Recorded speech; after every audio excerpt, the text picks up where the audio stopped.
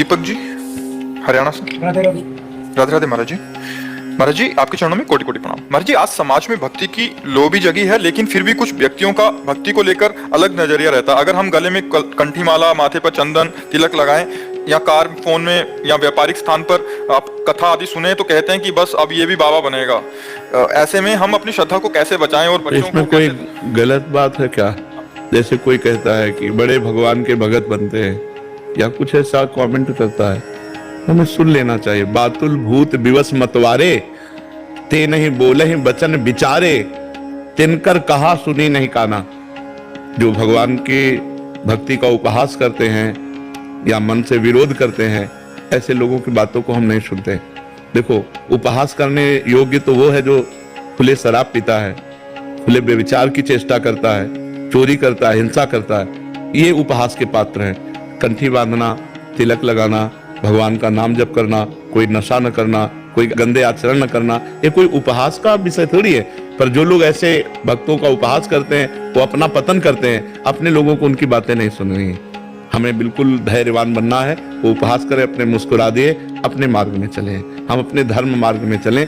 धर्म मार्ग में चलने वाले का जो उपहास होता है, वो उसकी उन्नति का कारण बनता है, और जो उपहास करता है उसकी अवनति होती है। इसलिए धैर्य पूर्वक चलिए। घबराने की जरूरत नहीं, ना लड़ने की जरूरत है, ना उनकी निंदा करने की जरूरत है। मुस्कुराने की जरूरत है। मुस्कुरा दिया, चल दिया, वो उसके विचार है। अपने सत मार्ग में चल रहे हैं जी। तान्या जोशी जी।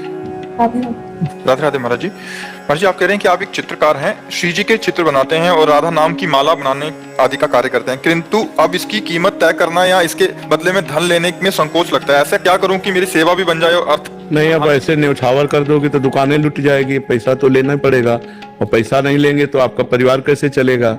तो व्यापार जब कर रहे हैं तो उसमें ये संकोच नहीं करते। जैसे जो मूर्ति का व्यापार करते हैं, ऐसे दुकान लुट जाएगी, ऐसे दुकान नहीं चलती। दुकान तो जैसे दुकान व्यापार का कार्य है, उसमें संकोच। अगर कंठी 100 रुपया की है तो भाई 100 रुपया की कंठी है, जो जितना है उचित मूल्य लेकर के, लाभ लेकर, और हम भक्तों की सेवा करें। उसमें ऐसे विचार न धारण करें कि हम भगवान के नाम को, भगवान की छवि को कैसे बेचे। नहीं, वो व्यापार है तो फिर ऐसा करना है। कोमल जी। राधे राधे महाराज जी। महाराज जी, क्या सिर्फ हमारे मन के चिंतन से हमें प्रभु की प्राप्ति हो गई, या अपना भजन कीर्तन कान में लगा लो तो भी भगवत प्राप्ति हो जाएगी? नहीं, वो श्रवण भक्ति बनी, वो श्रवण भक्ति बनी। कीर्तन कर रहे हैं, वो कथन भक्ति बनी। लेकिन श्रवण और कथन का फल है सुमिरन। जो मन से सुमिरन किया जाता है, वो श्रवण और कथन का फल है। सुमिरन से ही भगवत प्राप्ति होती है। यश स्मरण मात्रेण जन्म संसार बंधनात् विमुच्यते नमस्तस्मै विष्णवे प्रभु विष्णवे। जिनका स्मरण, जो सुमिरन है, उसे स्मरण कहते हैं। जिनका स्मरण मात्र करने से जन्म संसार, जन्म मरण के बंधन से जीव मुक्त हो जाता है। तो श्रवण कथन सुमिरन सेवन चित्त लावहि। श्रवण कथन का फल हुआ सुमिरन। शांत बैठा हुआ भगवान में चित्त लगाए हुए, या कार्य करता हुआ भगवान का नाम जप कर रहा है, इसी सुमिरन से भगवत प्राप्ति होती है। दीपिका गर्ग जी, गुरुग्राम से। श्री राधे महाराज जी। महाराज जी, नाम जप कर रही हूँ, बट अभी उतना विश्वास नहीं बन रहा। महाराज जी, आ जाएगा। जैसे जैसे मन की निर्मलता आएगी, वैसे विश्वास प्रकट होगा। विश्वास कोई साधारण वस्तु थोड़ी है। विश्वास आ गया तो भगवान अधीन हो जाएंगे। बिन विश्वास भगति नहीं, ते बिन द्रवहि न राम, राम कृपा बिन सपने जीवन लह विश्राम। विश्वास से ही तो भक्ति सुदृढ़ होती है। तो अभी हमारा मन जितना मलिन रहेगा, उतना वो भगवान पर विश्वास नहीं करेगा, और निर्मल मन हो जाएगा तो भगवान पे क्या। कई बार हमारे सामने ऐसे चैप्टर आते हैं कि महाराज जी आपने गलत समझा, वो बहुत गलत आदमी है, वो ऐसा बोल गया, आप मान गए। तो हमारा विश्वास है, आप हमसे बोलो तो हमें संशय नहीं होगा कि आप झूठ बोल रहे हैं, क्योंकि हमारा विश्वास ही जीवन है। आप तो जो बोले वही मान लिए। तो जब हमारा विश्वास दृढ़ हो जाता है, तो जन साधारण के प्रति, चोर के प्रति, छल कपटी के प्रति, पापी के प्रति भी विश्वास हो जाता है। और वो छल कपट करे वो जाने, लेकिन हमारा विश्वास है, जो हमारे सामने बोले तुम, तो हम उसे मान गए।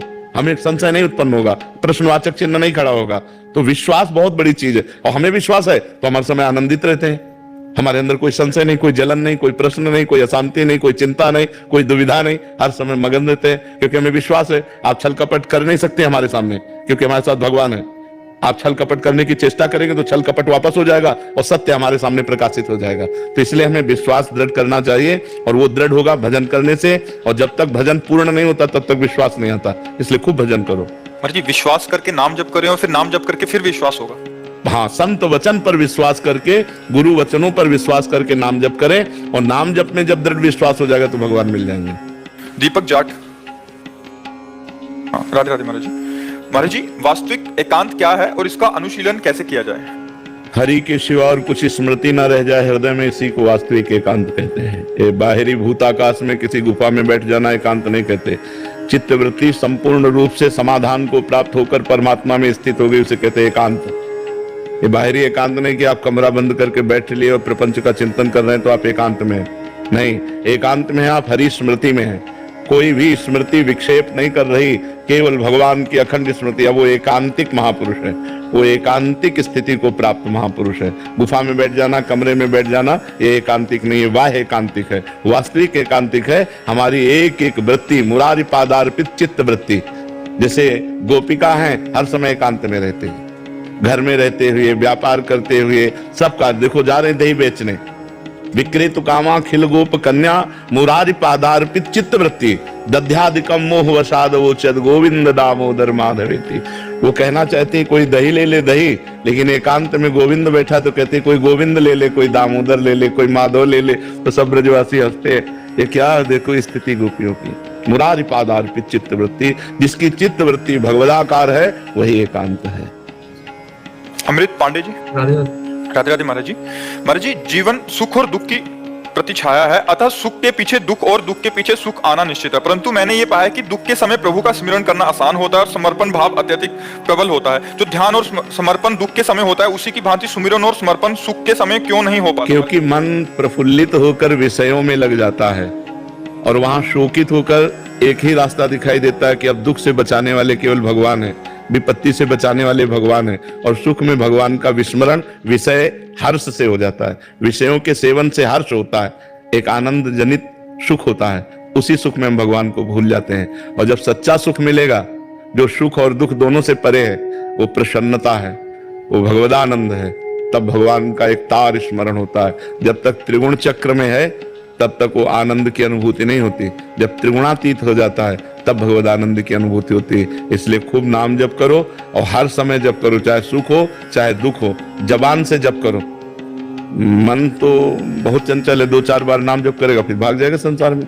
यद जिह्वाग्ये वर्तते नाम तुभ्यम अहोवत स्वपचतो गरियान, यद जिह्वाग्ये वर्तते नाम तुभ्यम।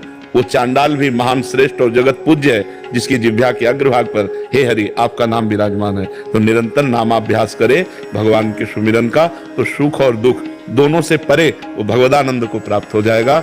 जो कहीं किंचन मात्र भी दुख का अनुभव नहीं होने देता, वो भगवदानंद जो दुर्गुणातीत है, जो मायातीत है, जो कालातीत है, वो आनंद प्राप्त हो जाएगा। अभी आनंद काल के अंतर्गत है, माया के अंतर्गत है, गुणों के अंतर्गत है। जब गुणातीत, मायातीत, कालातीत जो सुख मिलता है वो भगवदानंद होता है। इसलिए खूब नाम जप